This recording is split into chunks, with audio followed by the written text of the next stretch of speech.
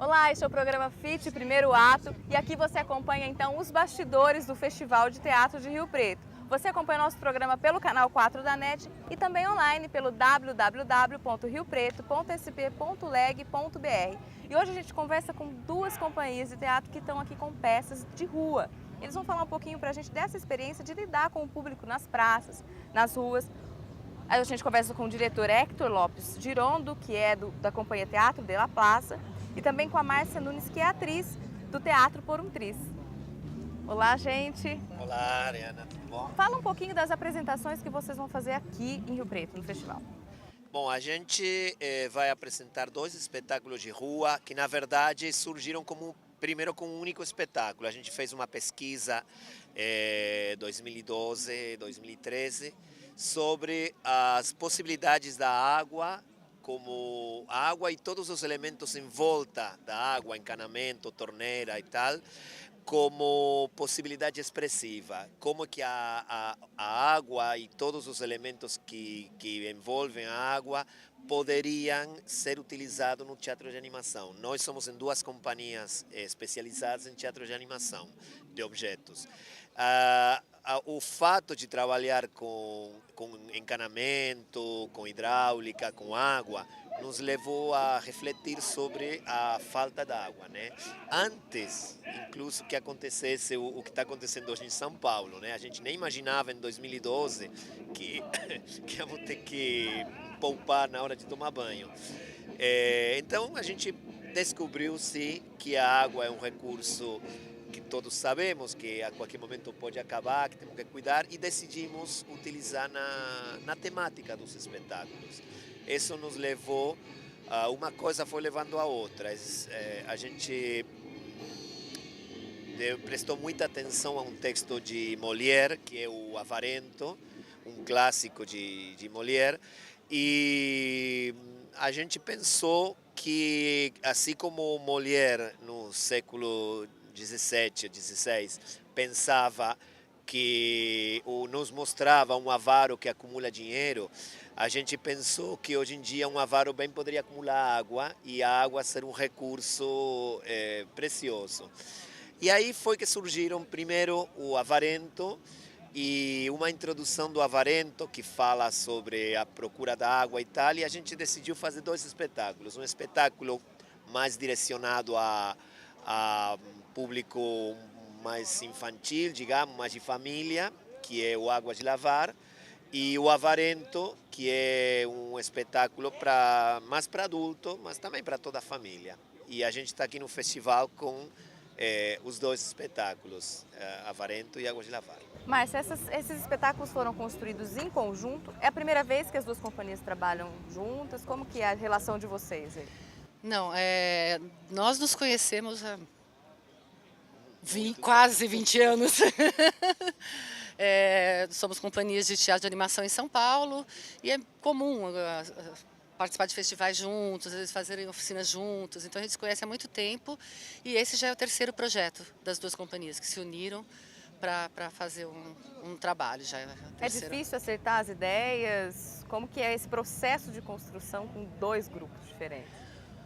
Olha, é bem tranquilo. Claro que todo o processo de criação, mesmo num único grupo, tem conflitos claro, você tem uma opinião, eu tenho outra, vamos testar uma coisa, vamos testar outra, né? Mas é bem tranquilo, é isso que eu falei, nós somos companhias amigas, temos uma mesma linguagem, então a questão de processo de criação mesmo, de às vezes experimentar coisas diferentes, mas Para a gente conhecer um pouquinho o que é a companhia Teatro por um Triz, com que vocês trabalham?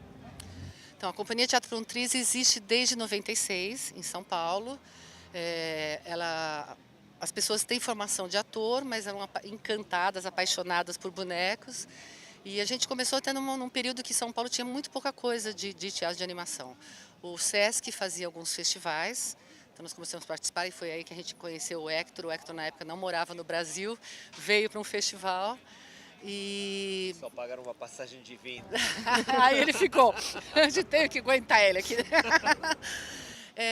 E com o conhecimento de espetáculos, de participação de oficinas, nós começamos a cada vez mais incluir bonecos nos nossos espetáculos, né? Hoje nós trabalhamos, então, mesclando linguagem de ator com bonecos, com teatro de objetos. E a gente tem um repertório, a gente trabalha há 18 anos e sempre assim apresentando em festivais, em Sesc, muita coisa para criança, mas algumas coisas também para toda a família, porque o teatro de animação acaba encantando também os adultos, né? Às vezes tem um certo preconceito, boneco é só para criança. E não, quando o adulto vê, se encanta também. Existem espetáculos com temáticas adultas, né? Então, há 18 anos a gente vem trabalhando com essa linguagem. Nós vamos então para um rápido intervalo e volta daqui a pouquinho, não sai daí.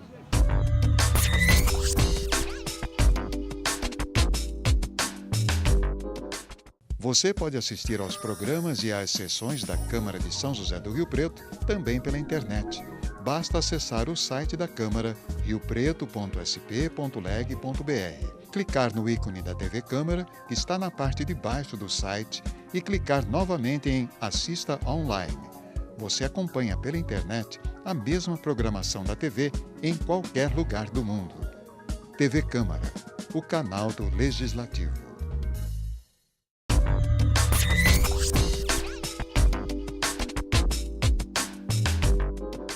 Olá, você está acompanhando o programa FIT Primeiro Ato e hoje a gente está conversando com o Héctor e com a Márcia, que são das companhias Teatro de la Plaza e Teatro por um Triz, e estão aqui com 2 espetáculos durante o festival. E o Héctor vai contar um pouquinho pra gente a história do Teatro de la Plaza, que é importado, né? O Teatro de la Plaza surgiu em 1983 em Buenos Aires, Argentina. Surgiu, como o próprio nome indica, a gente estava saindo de um processo da ditadura que tinha afastado toda a manifestação cultural da rua.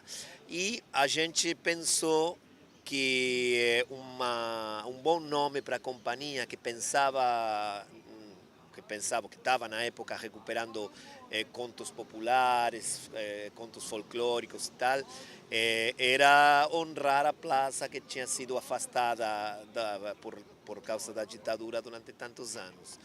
Aí a gente começou com espetáculos que, na verdade, utilizávamos bonecos por uma questão de economia de atores. A verdade é essa. Éramos em 3 atores, Carlos Canosa, Carlos Videla e eu, e não dava para pagar mais. Então a gente usava, que é uma das coisas que eu friso quando eu falo de teatro de animação, teatro de bonecos. Uma coisa é a gente, por uma questão de recurso, não ter possibilidade de contratar mais elenco. E outra coisa é uma escolha de fazer boneco como opção. Eu comecei a fazer boneco, e admito, por uma questão econômica. Mas aos poucos eu fui me encantando com o boneco, aí eu comecei a pesquisar, fazer curso. A Argentina tem uma tradição muito forte de teatro de animação e teatro de bonecos. Aí eu comecei a me interessar e eu descobri que o boneco não é só, aliás, não é para poupar elenco. O boneco é uma linguagem própria, o boneco tem uma magia, tem um encantamento, tem uma linguagem. E quando eu descobri lá pelos anos 90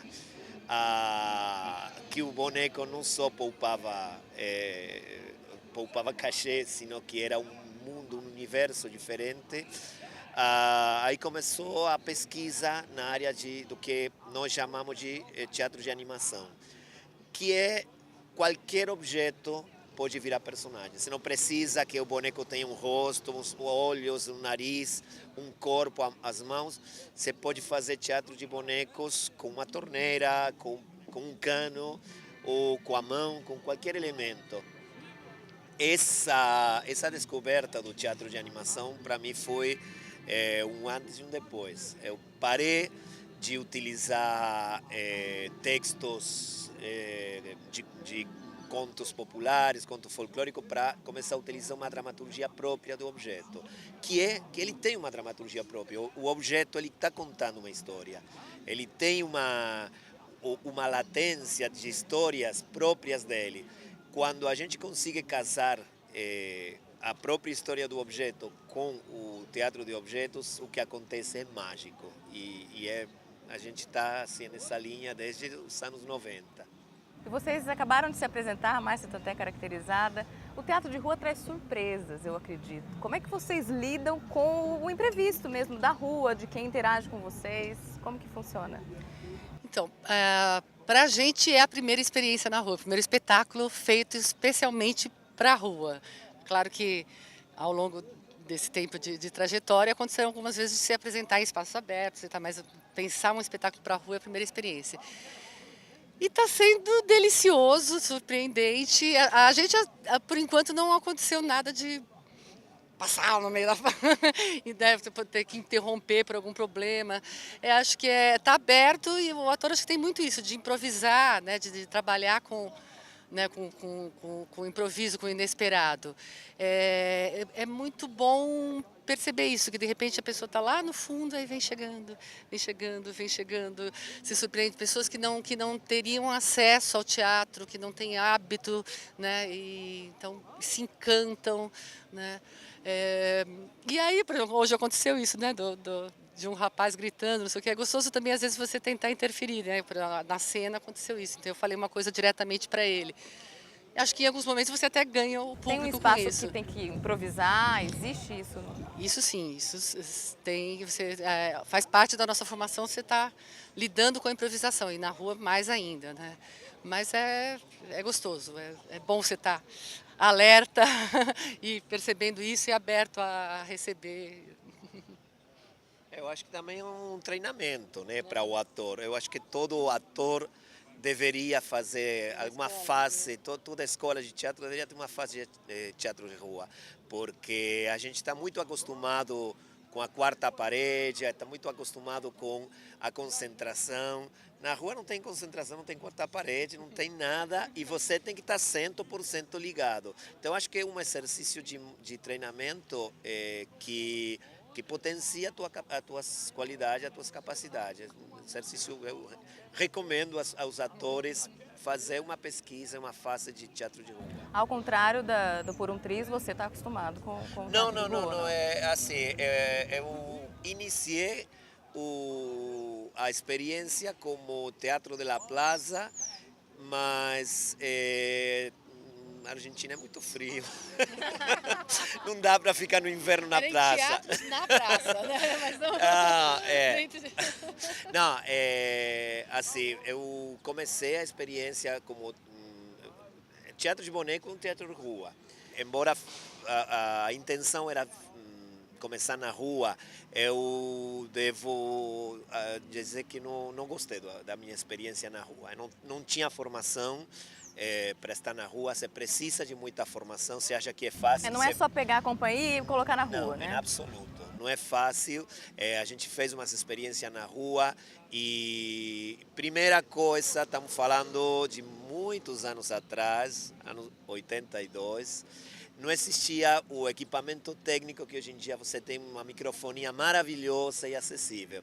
A gente trabalhava com esse microfone pendurado com um fiozinho no pescoço, com um equipamento a válvula que poucas vezes respondia. Então a condição técnica é muito importante na rua. E isso hoje em dia é absolutamente acessível a qualquer bolso, na época não era. E também o clima, é verdade, trabalhar num país frio não é a mesma coisa que trabalhar no Brasil. No Brasil você pode pegar uma chuva, mas dificilmente vai pegar um frio que não dá para você ficar na rua. Então tudo isso fez com que a companhia escolhesse o palco. Então assim, a experiência de rua proposital aconteceu junto com o Triz aqui no Brasil, nesse projeto que era uma das pernas do projeto era precisamente o teatro de objetos na rua. A surpresa de ver que uma torneira é pessoa e na rua, né? Para esse público ingênuo, desprevenido, que é um público diferente, um público difícil quando você de antemão chega na praça e vê que não é o seu espaço, que é o espaço de outro e tal, mas muito grato quando eles se ligam com o seu trabalho. Hector, Márcia, foi um prazer conversar com vocês, a gente fica por aqui. Um bom espetáculo para vocês aí, que ainda tem bastante festival pela frente, né? Muito obrigado. Esse então foi o nosso programa FIT, primeiro ato, e ainda tem muita peça para acontecer, tem muita coisa para acontecer no festival. E quem tiver interesse em acompanhar as peças de rua, pode acessar o site www.festivalriopreto.com.br. Ali você vai achar os horários, os locais e aquilo que mais te interessa ou te desperta para conferir o trabalho desses atores. TV Câmara, o canal do Legislativo.